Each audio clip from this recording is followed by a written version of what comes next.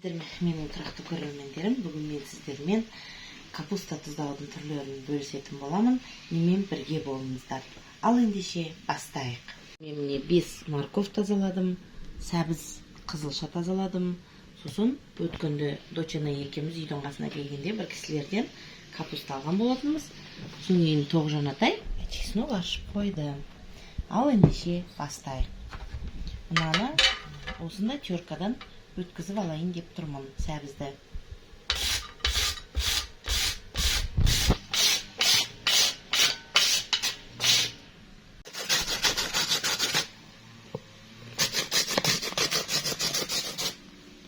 Менде міне средний капуста.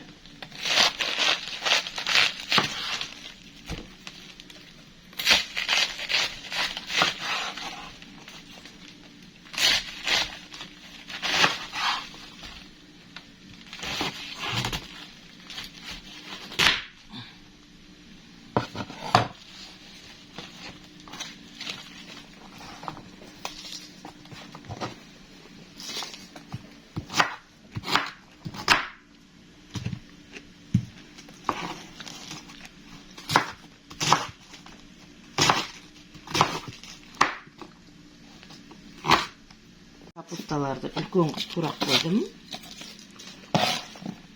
Енді қызылшаларымызды да. Қызылша қандай керемет, свежий тура. Өзіміздің бақшаныкі. Дулат деген балам отырған көктемде. Міне күзде оның отбасымыз пайдаланып жатырмыз.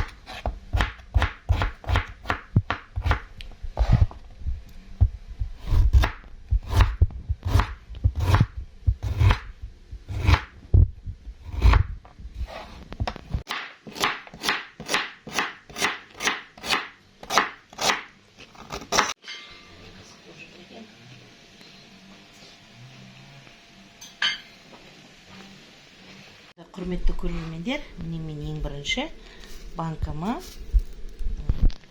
біраз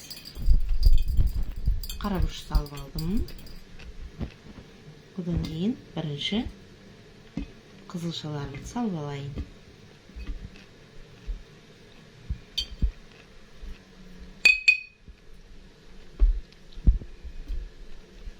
Енді мен капусталарымды салам.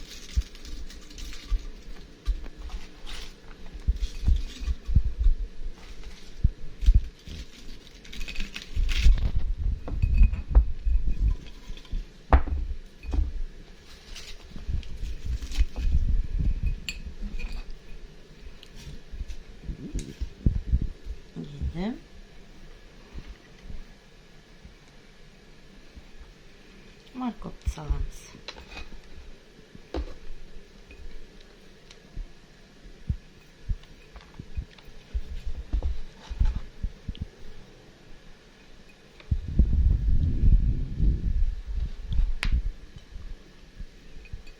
Морковтан кейін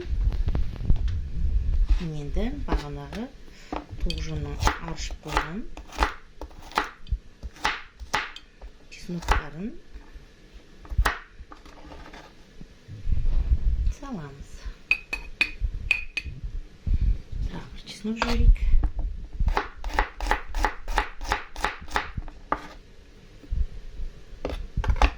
Енді кішкене үстінен басамыз. Бізде осындай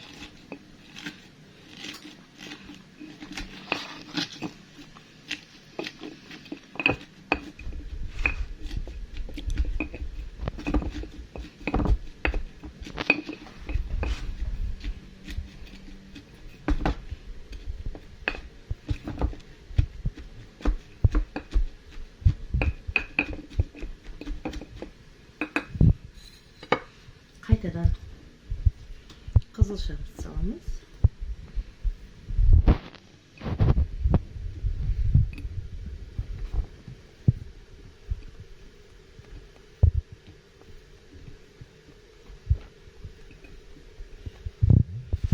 Капустамызды саламыз.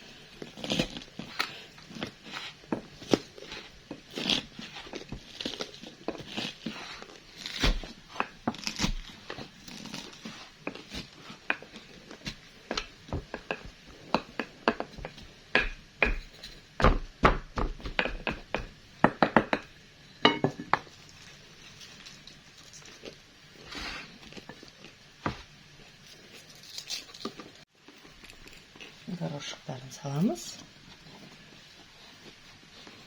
Қызылшасын саламыз.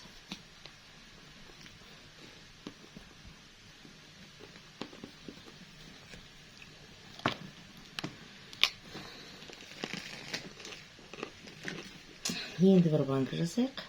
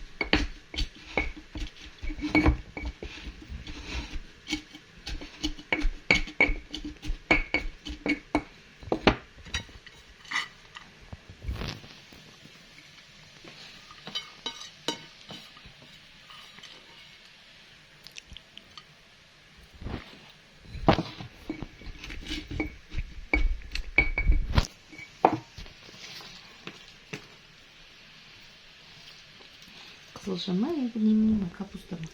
Қызылша.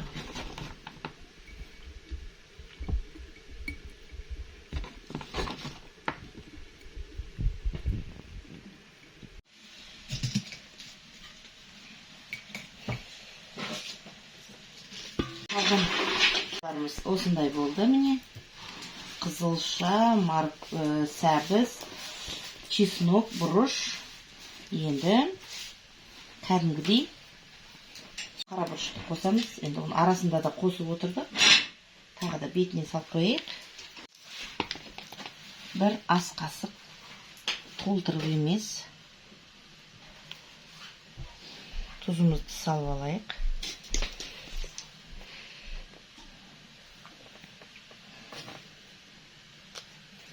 Қантымызды салып алайық. Бәрін описание бөліміне жазатын боламын. Енді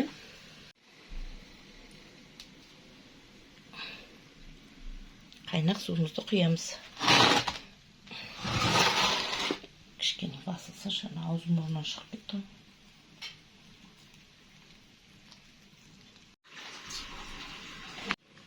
Міне аузынан су, аузымен ауыз болып тұр. Бисмиллахиррахманиррахим деп салқын жерге шығарамыз.